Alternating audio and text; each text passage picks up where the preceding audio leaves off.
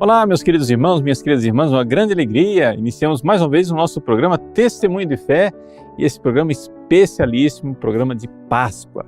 Que Deus abençoe você e sua família numa santa e feliz Páscoa. É o que eu quero desejar para você desde o início desse programa. A quem fala é o Padre Paulo Ricardo e quero convidá-lo mais uma vez a refletirmos a respeito dos mistérios que a Igreja nos propõe nesta grande solenidade pascal. Vejam, nós estamos celebrando a Páscoa do Senhor. Esses dias agora, nós celebramos a paixão, morte e agora celebramos a ressurreição de nosso Senhor Jesus Cristo. A palavra Páscoa, Pessach, quer dizer exatamente isso, passagem, ou seja, uma passagem da morte para a ressurreição. Nessa nossa reflexão, eu gostaria um pouco de refletir a respeito dessa realidade da passagem da morte para a ressurreição em dois níveis. Não é? Primeiro, no nível físico, do que é que realmente aconteceu com a ressurreição de Jesus e o que é que realmente vai acontecer na nossa ressurreição. E um segundo ponto, eu quero trazer para a nossa vida no dia a dia e a gente também ver o que é que nós precisamos fazer para a nossa ressurreição espiritual. Então vamos lá, vamos fazer essa reflexão.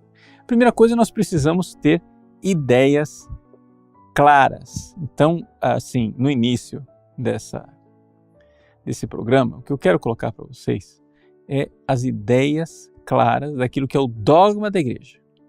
Se a gente não tem a catequese fundamental do dogma da Igreja, fica difícil, né? A gente celebrar. O que é que realmente aconteceu? Bom, primeiro, vamos lembrar quem é Jesus. Jesus é uma pessoa divina. É a segunda pessoa da Santíssima Trindade. Esta pessoa divina, Deus criou para si um corpo e uma alma. É o mistério da encarnação. Ou seja, a segunda pessoa da Santíssima Trindade agora tem também, além de ser Deus de Deus, luz da luz, Deus verdadeiro de Deus verdadeiro, tem corpo e alma igual a nós. Igual a nós em tudo, exceto no pecado. Então, tá aí.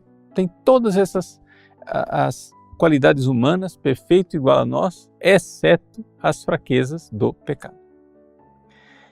Bom, acontece que Jesus viveu nesse mundo aqui, o seu tempo, os 30 anos que ele ficou, né, terminando lá, passando a maior parte do tempo em Nazaré, junto com Nossa Senhora, junto com São José, ele ficou se preparando para aquilo que era a sua verdadeira missão.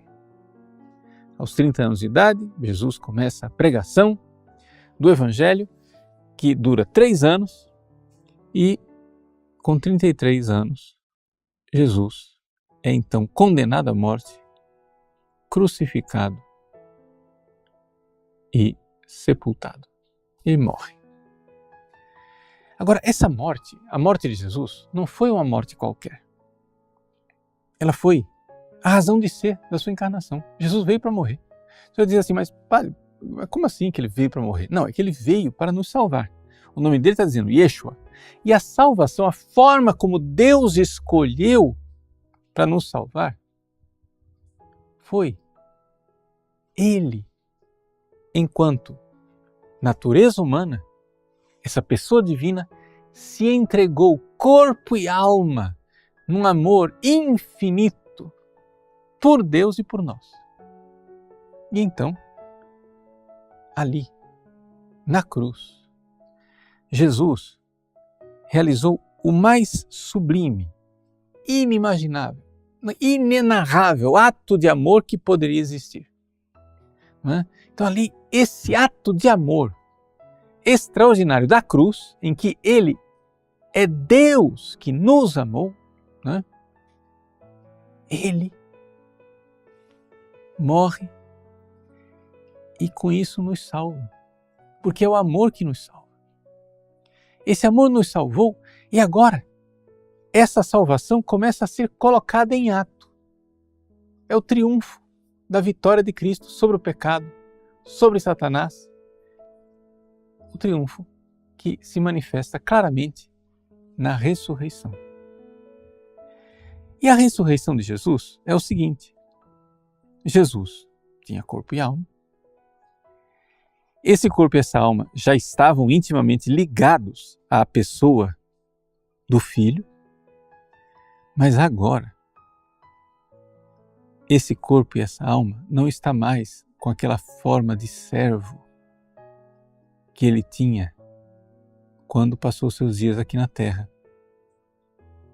Sim, a carta de São Paulo aos Filipenses, no capítulo 2, diz: ele humilhou-se a si mesmo e assumiu a forma de servo. Quer dizer o seguinte: Jesus passou fome, Jesus se cansou, Jesus tinha que dormir, tinha que comer,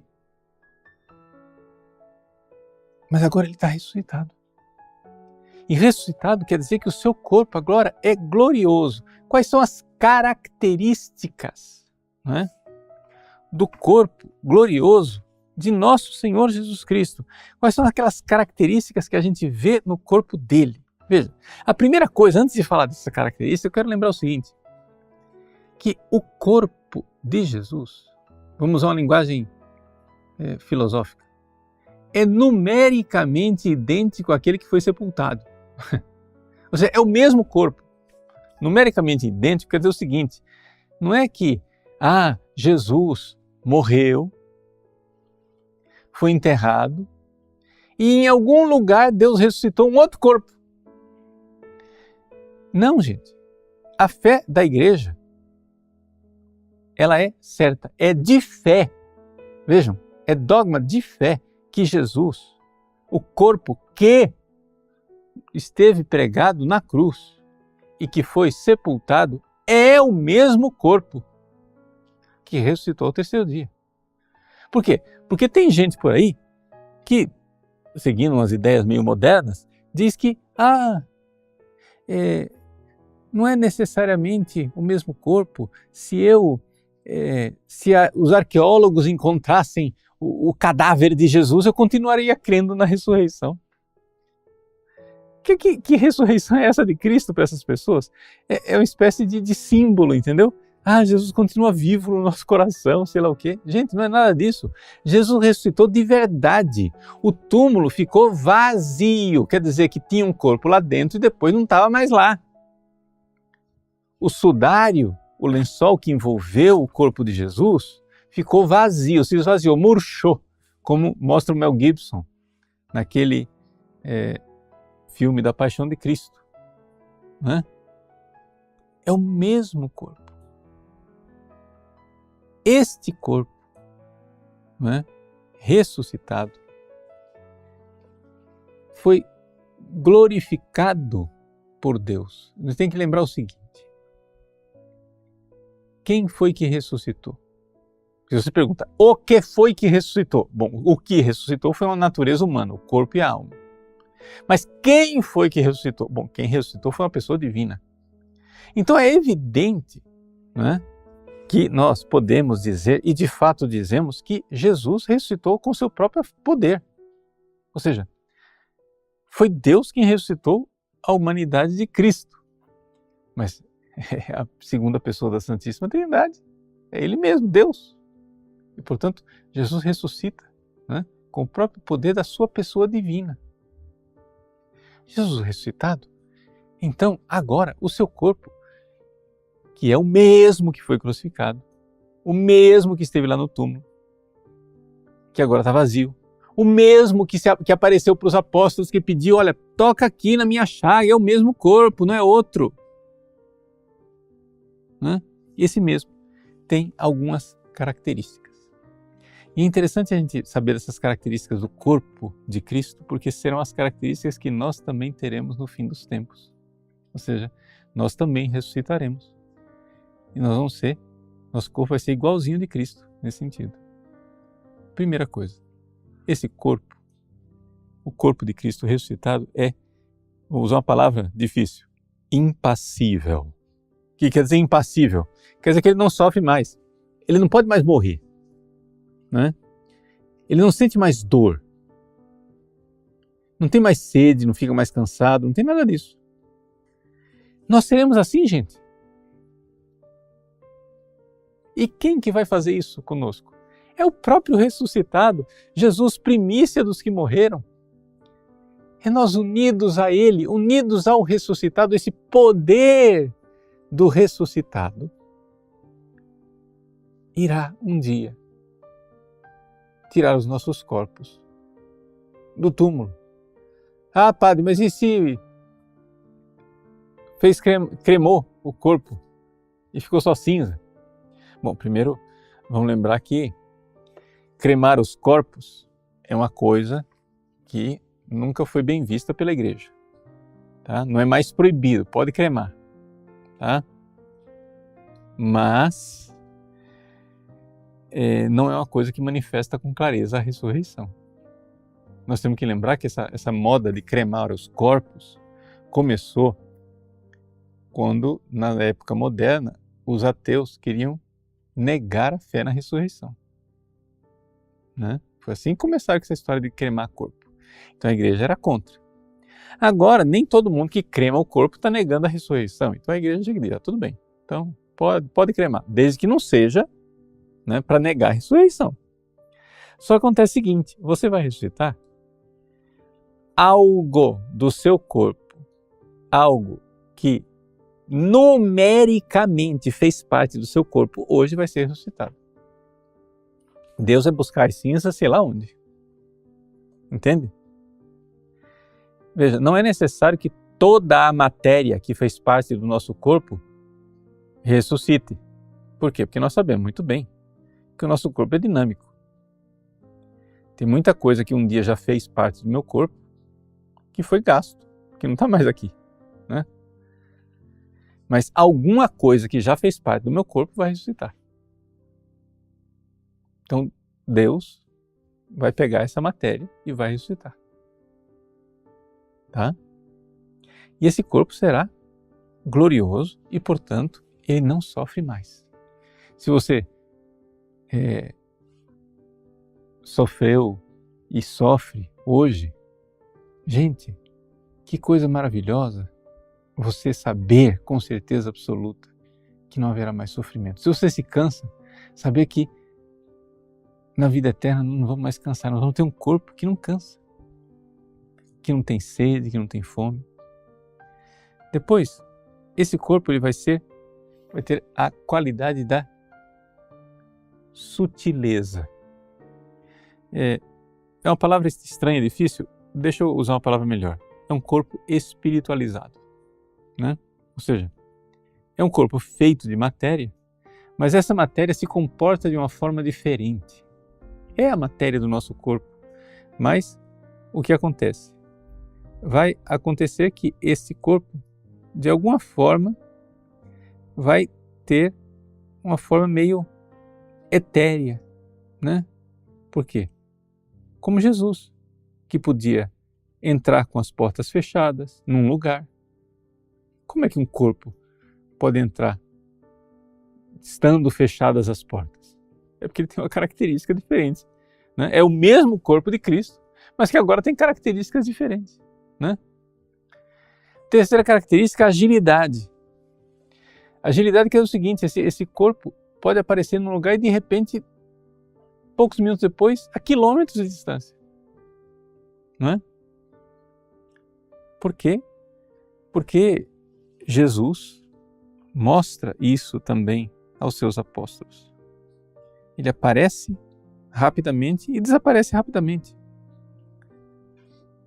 E finalmente, o nosso corpo também terá a chamada claridade. Ele vai brilhar, vai ser radioso, né? Todas essas características que nossos corpos vão ter quando a gente ressuscitar lá no último dia, que o corpo de Cristo já tem hoje. O corpo de Nossa Senhora que já é ressuscitado, já tem hoje, né? E nós teremos isso no último dia. Essas características, elas podem acontecer algumas vezes, que Deus dê isso a um santo, uma característica ou outra, por um tempo transitório, só para um sinal de ressurreição antecipado, né? Sei lá, um santo que, como Santo Antônio, que está lá dentro do quarto rezando, de repente as pessoas olham, abrem a porta, está lá ele brincando com o menino Jesus e o corpo dele está brilhando, radiante. É uma característica do corpo ressuscitado, né? Que o corpo dos santos podem adquirir essa coisa, às vezes, de impassibilidade, em situações em que era para o corpo estar ferido e não é ferido, né? Jesus mesmo fala isso, né? Irão beber veneno e não vão morrer, né? O escorpião vai picar e não vai acontecer nada. Essas promessas de Cristo são promessas que acontecem com os santos de vez em quando. Não é sempre, mas que pode acontecer. Bom, então vejam, isso aqui vai acontecer fisicamente, materialmente. Aconteceu com Jesus e vai acontecer conosco. Gente, isso é uma maravilha e nós precisamos professar nossa fé nisso. Nós estamos celebrando a ressurreição de Jesus e nós precisamos ter clareza a respeito dessa nossa fé. Porque tem muita gente com umas conversinhas, né, que não tem nada a ver com a fé católica. Gente, nós vamos ser nós mesmos, tá? Nós vamos ser nós. Sou eu, Paulo Ricardo de Azevedo Júnior. Eu vou para o céu ressuscitado, corpo e alma, se Deus quiser, gloriosamente. Com toda a minha história, com a minha identidade, tá? Então deixem de lado essas conversinhas espíritas, entende? Que, sei lá, morre, aí reencarna em outro corpo, entendeu? Aí você tem um corpo de homem, reencarna no corpo de mulher, aí depois reencarna no outro corpo de homem, etc e tal, isso, aquilo. Gente, para com essa conversa. Isso não tem nada a ver com a fé católica. Não é isso que a igreja ensina. E isto é condenado. A reencarnação não é a fé da igreja. Nós não somos várias pessoas com várias vidas, tá? E isso é uma grande artimanha do diabo para fazer as pessoas se perderem. Por quê? Porque uma pessoa, ao invés de você chegar e dizer, olha aqui meu filho, você só tem essa vida aqui, leve a sério, porque se você morrer em pecado, você vai para o inferno e é para sempre, né? O que o Espírita diz? Ah, não tem problema, se não der certo essa vida, tem a outra reencarnação, você tenta outra vez. Entendeu? Gente, isso é uma artimanha do diabo. O diabo convence o cara que ele vai ter outra chance em outra vida, aí ele não se comporta direito nessa daqui, pronto, se lascou, vai para o inferno de vez. Você não está vendo o engano? Você não está vendo que você está sendo enganado, né? A carta aos Hebreus diz com toda clareza que o homem morre somente uma vez. É uma única vez, tá? Então, vamos parar com essas ideias espíritas. Jesus ressuscitado é uma pessoa divina que encarnou corpo e alma. Ele é Deus, ele não é o espírito guia, ele não é avatar, ele não é nada dessas bobagens. Ele é Deus, criador do céu e da terra, que se fez homem e morreu por nós. E morreu por nós porque nós estamos perdidos, indo para o inferno.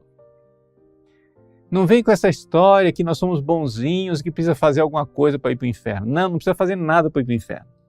Se você ficar de braço cruzado, é o lugar que você vai. Você vai para o inferno. Jesus veio, morreu para nos levar para o céu, porque precisava mesmo de salvação. E ele então ressuscita ao terceiro dia. E ressuscitando, ele está mostrando para nós o prêmio que nós mesmos teremos. Ele mesmo recebe o prêmio primeiro e nós receberemos o prêmio. Nós então ressuscitaremos com a nossa identidade. O mesmo Jesus que foi pregado na cruz é o Jesus ressuscitado. Ele mostra as chagas e diz, sou eu. Vocês não estão enxergando? Então, nós também seremos os mesmos ressuscitados. Mas atenção. Todos ressuscitarão, uns para a glória e outros para a perdição. Essas características dos corpos ressuscitados que eu citei aqui é só para os que são salvos. Os salvos terão um corpo impassível, um corpo espiritualizado, sutil, um corpo ágil que vai de um lugar para o outro, um corpo com claridade, luminoso. Mas, por quê? Porque os justos terão corpos ressuscitados que irão ser transfigurados. Os maus não terão seus corpos transfigurados. Os seus corpos serão monstruosos, horrorosos. O corpo dos ímpios, dos maus, dos pecadores, vai ser tremendo. Então, meu filho, muito corpinho bonito que você admira hoje, tá? Mas é um corpinho bonito de uma alma perversa, vai ser um monstro na ressurreição. Vai ser um monstro na ressurreição. Existe muito corpo feio, envergado, magro, gasto pela penitência, que serão corpos lindos, maravilhosos, transfigurados. Por quê? Porque a alma é linda. Então, na ressurreição dos mortos, nossos corpos irão seguir aquilo que as nossas almas viveram. E isto nos leva à segunda parte da nossa reflexão. Nós entendemos o que vai acontecer com o corpo. O corpo de Cristo ressuscitou. O nosso corpo vai ressuscitar também. Mas o nosso corpo só ressuscitará glorioso assim se a nossa alma ressuscitar agora nessa vida. Vejam só, meus queridos. Cristo, Senhor, que ressuscitou dos mortos, antes de ressuscitar o nosso corpo lá no fim dos tempos, quer nos ressuscitar para uma vida nova. Uma vida longe do pecado, na graça, cheio do amor de Deus, com as virtudes dos santos. Ele quer fazer isso conosco. Olha o que São Paulo diz aos Romanos no capítulo 6.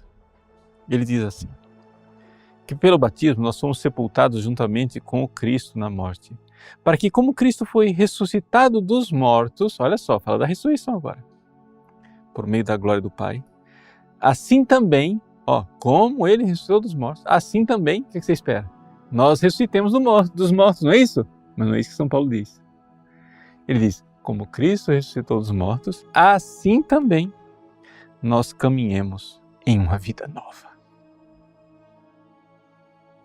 Ou seja, como Cristo ressuscitou dos mortos, assim também aconteça uma ressurreição na nossa alma, aqui, agora, nessa vida ainda. Caminhar na vida nova. O mesmo poder que ressuscitou Cristo do sepulcro e que nos chamará um dia do pó para a glória de Deus. Este poder está na sua alma agora, te dando a força para parar de pecar. Ele quer isso. Se você está em estado de graça, confessado, Ele está dando para você este poder.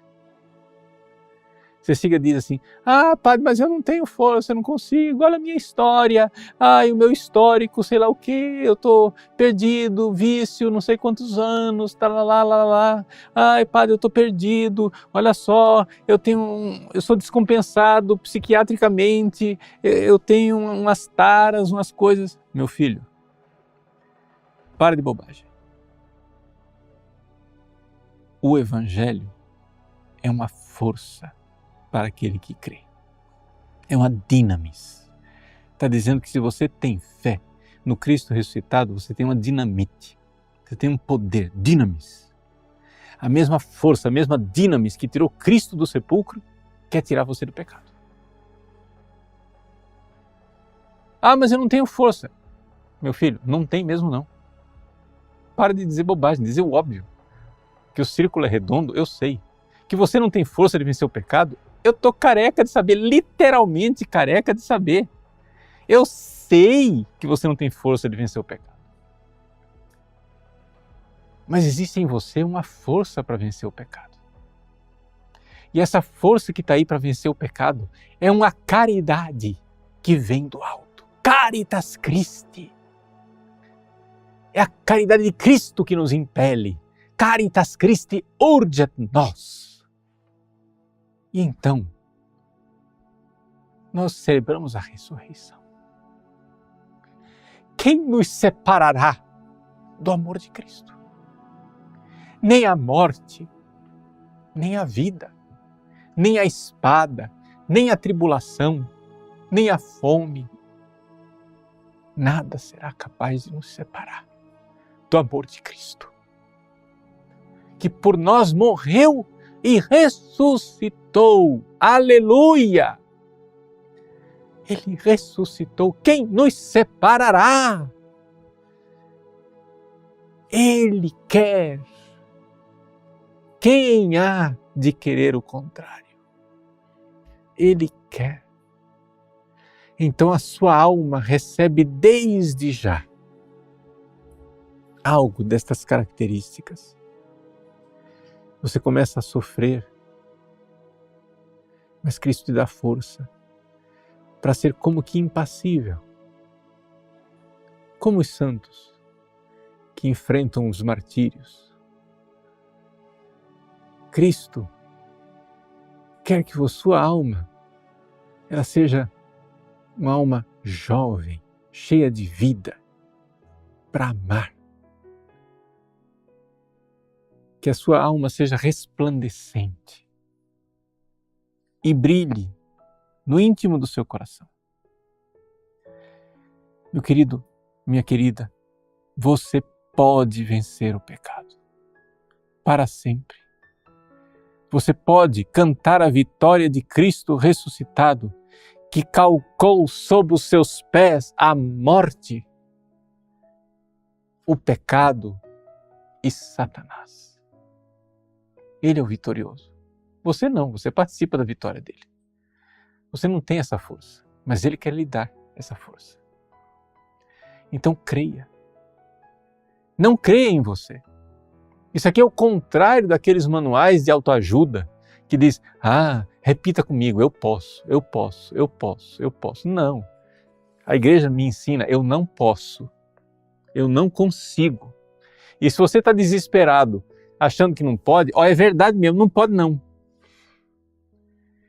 Mas Cristo pode. Cristo quer, Cristo pode, e isto é infalível.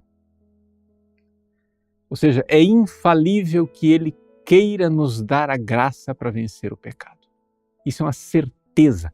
O que você precisa pedir é pedir com sinceridade, pedir com humildade, pedir com confiança essa graça. Quanta gente tem dificuldade, por exemplo, de viver a pureza, a castidade, etc. Mas meu filho, minha filha, você já pediu? Veja, se você pedir para ganhar na Mega Sena acumulada, eu acho que Jesus não vai te dar isso.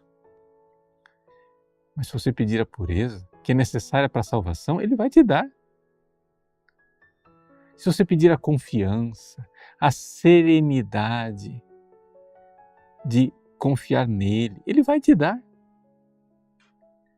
Se você pedir a fortaleza para enfrentar os ataques do inimigo, Ele vai te dar. Ele quer te dar uma vida nova. O ressuscitado quer nos dar uma vida nova. Então, terminamos o programa como nós iniciamos. Desejando a você, meu irmão, minha irmã, que esta Páscoa seja feliz. Seja uma santa, abençoada e feliz Páscoa na sua alma, de verdadeira ressurreição. Verdadeira ressurreição da sua alma, para que um dia o seu corpo ressuscitado possa refletir toda a beleza da caridade de Cristo que foi plantada no seu coração. Que Deus abençoe você. Em nome do Pai, e do Filho e do Espírito Santo. Amém.